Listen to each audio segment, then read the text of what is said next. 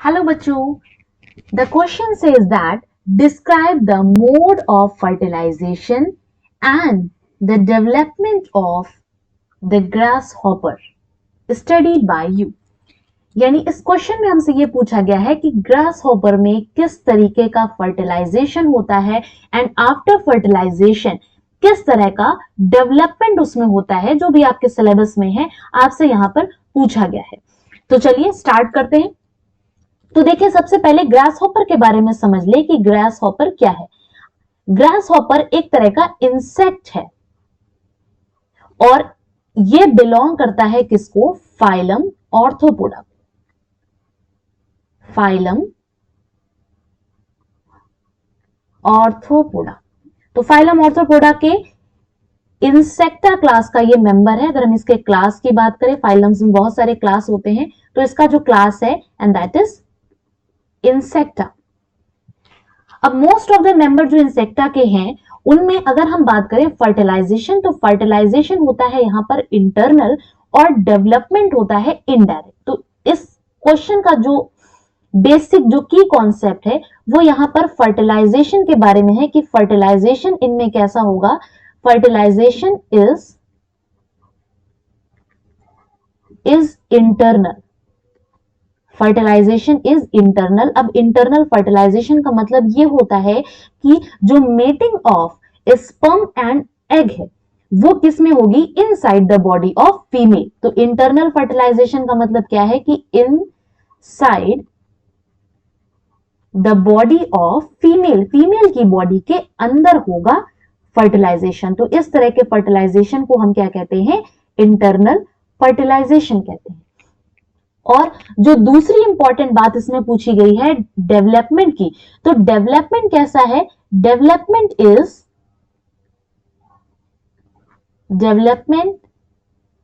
Is indirect. अब indirect development का मतलब क्या होता है? इनडायरेक्ट डेवलपमेंट का मतलब ये है कि जब भी आफ्टर फर्टिलाइजेशन, क्योंकि ये जो मेंबर्स होते हैं ये ओवीपेरस होते हैं। ओवीपेरस का मतलब ये क्या है कि ये जो फीमेल है ये क्या देगी? ये अंडे देगी, एग देती है। ठीक, तो ये जो फीमेल है ये जब एग देगी, अंडे देगी, इसमें से जो बच्चे निकलेंगे इनके, यानी जो यंग वंस होंगे, वो अपने एडल्ट फॉर्म के जैसे नहीं दिखते हैं। यानी एडल्ट में और यंग वंस में डिफरेंस होता है। और जब यंग वन कन्वर्ट होते हैं किस में? अपने एडल्ट फॉर्म में। जब यंग वन कन्वर्ट होंगे किस में? यंग वंस कन्वर्ट होंगे किस में? एडल्ट में। तो इस प्रोसेस को हम लोग क्या कहते हैं? This process is called Metamorphosis. ये जो प्रोसीजर है जिसमें एडल्ट कन्वर्ट हो रहा है किस में? यंग वन में। This process is called Metamorphosis. ठीक, और मेटामॉर्फोसिस की को ही हम लोग क्या कहते हैं? इनडायरेक्ट डेवलपमेंट, जिसमें यंग वन और एडल्ट में डिफरेंस होता है। ठीक, अब कैसा डिफरेंस होता है इसको समझ लें। तो देखिए, जो ग्रासहॉपर है इसका जो रिप्रोडक्टिव पीरियड या ब्रीडिंग पीरियड जो इसका होता है वो होता है समर से लेके हमारा विंटर्स तक का जो ये सीजन होता है इसमें इसका ब्रीडिंग पीरियड होता है। ठीक, तो जब समर वाला सीजन आता है तो जो मेल ग्रासहॉपर है, ठीक, मेल ग्रासहॉपर फीमेल के वेजाइना में क्या डाल देता है? स्पर्म्स डाल देता है। ठीक, अब जब स्पर्म डालेगा तो फीमेल की बॉडी में ये स्पर्म्स जाएंगे, एंटर करेंगे, और कैसा क्या होगा? यहां पे कौन सी प्रोसेस होगी? आपको पता है, फीमेल की बॉडी के अंदर प्रोसेस हो जाएगी फर्टिलाइजेशन की। Inside the body of female हुआ ना, इसी को हम लोग क्या कहते हैं? Internal fertilization. अब जब फर्टिलाइजेशन होंगे बहुत सारे स्पर्म्स जाएंगे, और फर्टिलाइजेशन के बाद क्या होंगे? बहुत सारे एग्स बनेंगे। अब इन एग्स को ये फीमेल क्या करेगी? इन एग्स को ये फीमेल अपनी बॉडी के बाहर एग पॉड के फॉर्म में, बहुत सारे एग्स होते हैं, अप्रॉक्स आप कह सकते हो कि यहां पर 20 से लेके ये 300 तक की एग्स हो सकते हैं। ठीक, इससे कम भी हो सकते हैं और 300 से और 20 से ज्यादा भी हो सकते हैं। तो ये जो पूरा का पूरा ये जो कलेक्शन होता है एक साथ, ये जो एग्स निकलते हैं इनको हम लोग क्या कहते हैं? एग पॉड कहते हैं। ठीक, अब इसमें से ये एग्स निकलते हैं और ये सारे जो एग्स होते हैं ये कुछ टाइम के बाद इसमें से यंग वंस निकलते हैं और उनको हम लोग कहते हैं निम्स। ठीक, बहुत सारे यहां पे क्या निकल के आते हैं, बहुत सारे निम्स निकल के आते हैं। ठीक, और ये निम्स कन्वर्ट होते हैं किसमें, ये निम्स आगे जाके कन्वर्ट हो जाते हैं किसमें, एडल्ट में। और इस प्रोसेस को the conversion of adult the conversion of nymphs to adult is called metamorphosis.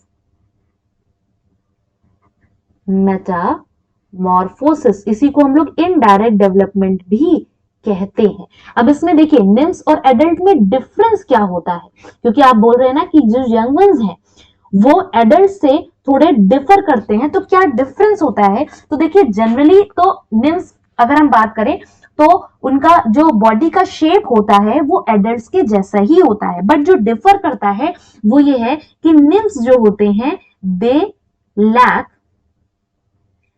Reproductive organs, इनके पास क्या होते हैं, रिप्रोडक्टिव ऑर्गन्स नहीं होते हैं, they lack reproductive organ, reproductive organs इनके पास नहीं होते हैं।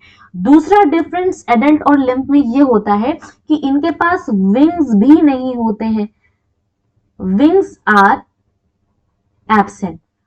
बाकी देखने में अगर बात करें तो निम्स वैसे ही इनकी बॉडी का शेप होता है जैसे एडल्ट होते हैं, लेकिन हाँ कुछ डिफरेंस होते हैं, तभी तो आप यहाँ पे इनडायरेक्ट डेवलपमेंट की बात कर रहे हैं।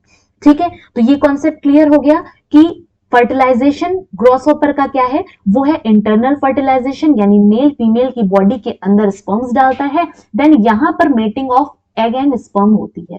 आफ्टर दैट ये फीमेल एग प्रोड्यूस करती है, इन एग से क्या निकलते हैं, निम्स निकलते हैं जो कि एडल्ट से थोड़ा डिफर करते हैं। इनके पास रिप्रोडक्टिव ऑर्गन्स नहीं होते हैं, इनके पास विंग्स नहीं होते हैं और साइज में थोड़े छोटे होते हैं।